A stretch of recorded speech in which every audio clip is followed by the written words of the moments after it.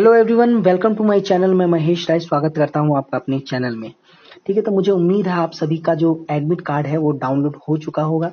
और admit card जब जाएंगे एग्जाम देने के लिए जाएंगे तब आपको क्या क्या करना है, क्या क्या नहीं करना है, क्या चीज़ लेके जाना है और क्या चीज़ नहीं लेके जाना है, वो सभी आपको मैं डिटेल में बता देता हूँ। ठीक है, तो पहला पॉइंट जो है, आपके आवेदन पत्र में सूचित अर्हता पात्रता की जांच चयन बोर्ड द्वारा नहीं की गई है।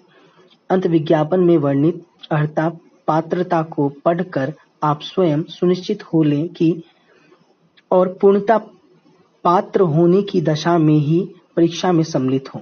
चयन बोर्ड द्वारा जांच करने पर यदि किसी स्तर पर आप अनर्थ या अपात्र पाए जाएंगे तो आपका जो पेपर है वो निरस्त कर दिया जाएगा। ठीक है, मतलब कि आपका जो आपने जो अप्लाई किया है उसको निरस्त कर दिया जाएगा। तो पहला ये है कि आपने जो फॉर्म भरा है, उसमें आप देख लें कि आप पात्र हैं कि नहीं। अगर आप पात्र नहीं हैं तो आपका जो फॉर्म है वो निरस्त कर दिया जाएगा या किसी भी टाइम भी आपको निकाल दिया जाएगा। मतलब कि है कि इस एग्जाम में क्या मांगा गया था, एक तो बीए मांगा गया है। ठीक है, बीए मतलब कि ग्रेजुएशन मांगा गया है। आप किसी भी सब्जेक्ट से ग्रेजुएशन होना चाहिए, प्लस आपके पास 6th ईयर होना चाहिए। ठीक है, या आपके पास प्रभाकर होना चाहिए या आपके पास विशारद होना चाहिए, इसी में से।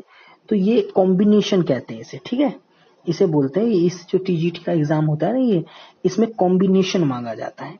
तो आपके पास अगर ये और ये दोनों होगा तो आपका मान्य होगा। ठीक है, ये पहली चीज। दूसरी चीज, वरना आगे चल के अगर ये दोनों में से एक है एक नहीं है तो आगे चल के आपको प्रॉब्लम हो सकती है।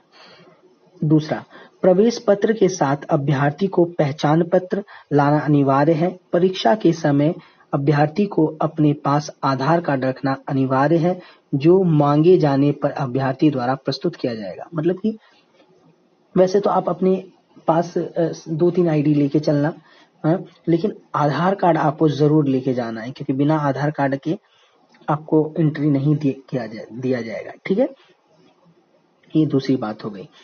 तीसरा पॉइंट है, जिन अभ्यर्थियों के प्रवेश पत्र पर फोटो व हस्ताक्षर मुद्रित नहीं है, अन्य अभ्यर्थी की फोटो व हस्ताक्षर मुद्रित है, अस्पष्ट है अथवा निर्धारित साइज से छोटी है तो अभ्यर्थी परीक्षा केंद्र पर एक फोटो तथा ID proof, driving licence, passport, PAN card, voter ID card, central state government issue ID card या अदर कोई आधार कार्ड, ठीक है, की मूल प्रति तथा एक छाया, ये सब लेके आपको जाना है। मतलब कि इनमें से कोई भी एक आपके पास डॉक्यूमेंट होना चाहिए। मतलब कि आपके पास आधार कार्ड तो होना ही चाहिए, वो अनिवार्य है। ठीक है, इनमें से भी आप एक और ले लेना। ठीक है, क्वेश्चन नंबर मतलब कि चौथा पॉइंट जो है, कृपया इस प्रवेश पत्र को परीक्षा के लिए साथ अवश्य लाएं, अन्यथा आपको परीक्षा में बैठने की अनुमति नहीं दी जाएगी। जो आपको एडमिट कार्ड मिला है वो जरूर लेके जाना। और आपने अगर जब फॉर्म भरा था तो आपने उसकी स्लिप निकाली होगी ना, वो फॉर्म जब भरा था उसका निकाला होगा तो वो भी लेके चले जाना, उससे आपकी हेल्प हो जाएगी। क्योंकि होता क्या है कि अगर आपके उसमें एडमिट कार्ड में क्या है, फोटो नहीं है, सिग्नेचर नहीं आया, एडमिट कार्ड निकला फोटो नहीं, सिग्नेचर, तो वहां पे ना प्रॉब्लम हो जाती है। तो आप क्या करें, एक फोटो जरूर लेके जाएं। ठीक है, और जो फोटो आपने लगाई थी वही फोटो लेके जाएं, क्योंकि वो स्कैन करेंगे तो पता चल ही जाएगा। लेकिन जो फोटो आपने लगाई थी वो लेके जाएं या दूसरी लेके जाएं, और आईडी लेके जाएं। ठीक है, और जो अगर आपने फॉर्म जो भरा था वो लेके चले जाते हैं तो और अच्छी बात है। ठीक है, अभ्यर्थी द्वारा परीक्षा कक्ष में किसी भी सामग्री का आपस में आदान प्रदान अनुमन्य नहीं है। ठीक है, मतलब कि किसी भी प्रकार से बातचीत नहीं करनी देनी है, या आदान प्रदान करना या किसी चीज का लेना या देना, ये मान्य नहीं है।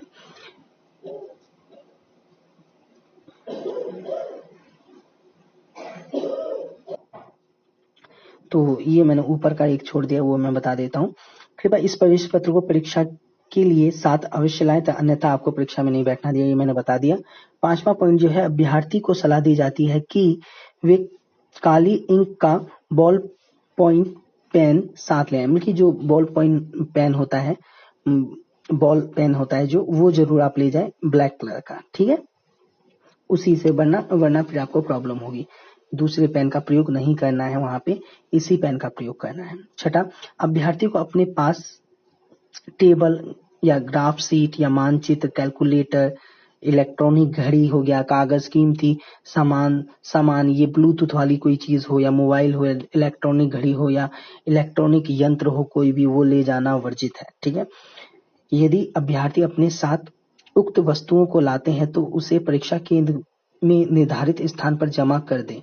इन वस्तुओं की सुरक्षा का दायित्व चयन बोर्ड का नहीं है, और वहां पे आप ले भी जाओगे तो चयन बोर्ड इसका दायित्व नहीं लेता कि आपका जो सामान है वो सुरक्षित रहेगा, इसलिए जितना हो सके आप कम लेके जाएं।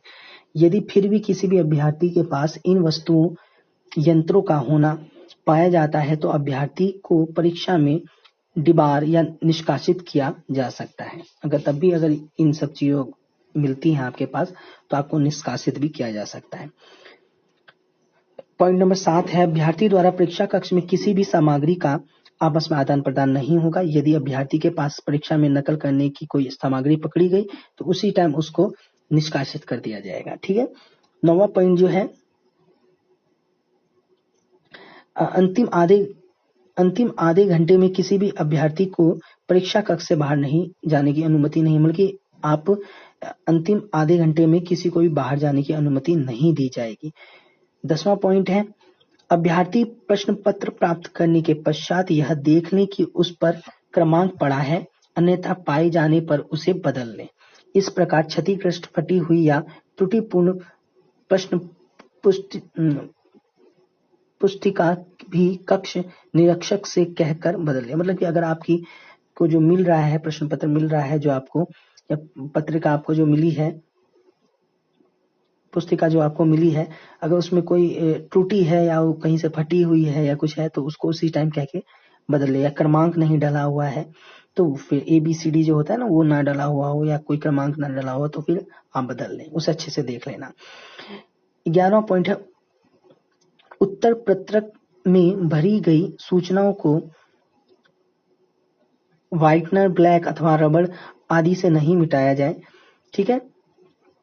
मतलब कि इन सब का प्रयोग, मतलब कि आप जो उत्तर पुस्तिका है जो उसमें जो आप गोल करेंगे, मतलब कि ब्लैक करेंगे, जो ABCD उसमें से जैसे A सही है तो ब्लैक कर रहे हैं आप, तो अब मान लो आपने गलत कर दिया तो उस पे आपको ब्लेड से नहीं हटाना है, या कुछ लोग उसे क्या करते हैं मिटाने लगते हैं, रबड़ से मिटाने लगते हैं, तो ये सब चीजें नहीं करनी है, वरना आपका जो फॉर्म होता है वो एक्सेप्ट भी नहीं होगा। ये सब हरकत नहीं करनी है।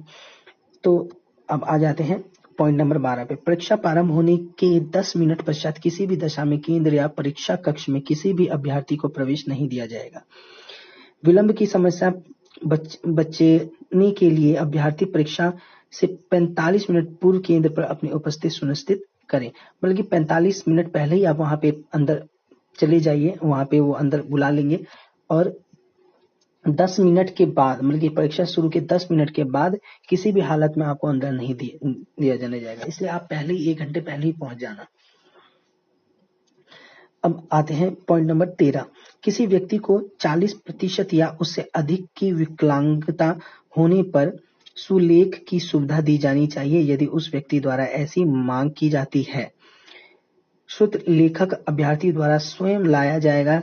इसकी शैक्षणिक योग्यता इंटरमीडिएट वर्ष 2019 से पूर्व की नहीं होनी चाहिए। ऐसे अभ्यर्थी को 20 मिनट प्रति घंटे के अनुसार 2 घंटे की परीक्षा के लिए 40 मिनट अतिरिक्त समय दिया जाएगा। इनको 40 मिनट अतिरिक्त समय दिया जाएगा। ठीक है।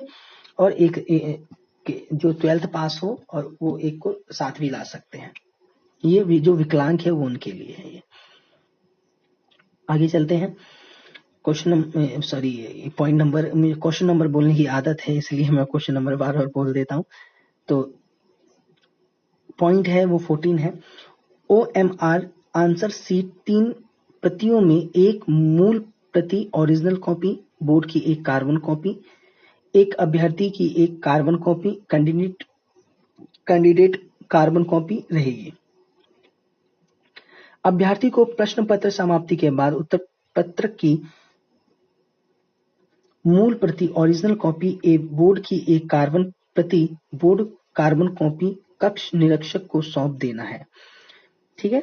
प्रश्न पुस्तिका एवं कार्बन OMR कि एक अभ्यर्थी प्रति कैंडिडेट कार्बन कॉपी अभ्यर्थी को परीक्षा के बाद अपने साथ ले जाने की अनुमति होगी। तो इनमें से एक कैंडिडेट जो कार्बन कॉपी है वो आपको दे दी जाएगी, आप उसे घर लेके आ सकते हो। 16वां पॉइंट जो है, अभ्यर्थी को OMR सीट के विवरण को सावधानी पूर्वक भरें। ठीक है, OMR जो सीट है में अनुक्रमांक एवं प्रश्न पुस्तिका सीरीज के गलत अंकित हो जाने या अंकित नहीं होने पर उनका मूल्यांकन नहीं किया जाएगा। ठीक है। 16वां, कोविड-19 प्रोटोकॉल यथा फेम mask, cover, sanitiser, social distancing, सामाजिक दूरी का पालन करना अनिवार्य है ना। सोशल डिस्टेंस बना के रखना है और सामाजिक दूरी का पालन करना है। तो ये थे इसमें 16 जो इसमें दे रखे हैं आपको डिस्क्रिप्शन में। तो वो सारी चीजें आपको गाइडलाइन जो दे रखे हैं वो सारी आपको पढ़ के जानी है। आप भी एक बार पढ़ लेना अच्छे से, और ये चीजें ही आपको करनी है ताकि आपके एग्जाम में कोई प्रॉब्लम ना आए। तो आज के लिए इतना ही। मुझे उम्मीद है आप सभी को अच्छा लग रहा है। अच्छा लग रहा है तो चैनल को सब्सक्राइब कीजिए, लाइक कीजिए, बेल आइकन को प्रेस कीजिए। कोई भी प्रॉब्लम हो तो कमेंट करके आप पूछ सकते हैं। बाकी हमारा टेलीग्राम है ऑल म्यूजिक एग्जाम के नाम से, डिस्क्रिप्शन में मैंने उसका लिंक दे रखा है, वहां से आप डायरेक्ट जुड़ सकते हैं। तो आज के लिए इतना ही। जय हिंद, जय भारत, और शेयर जरूर करें चैनल को।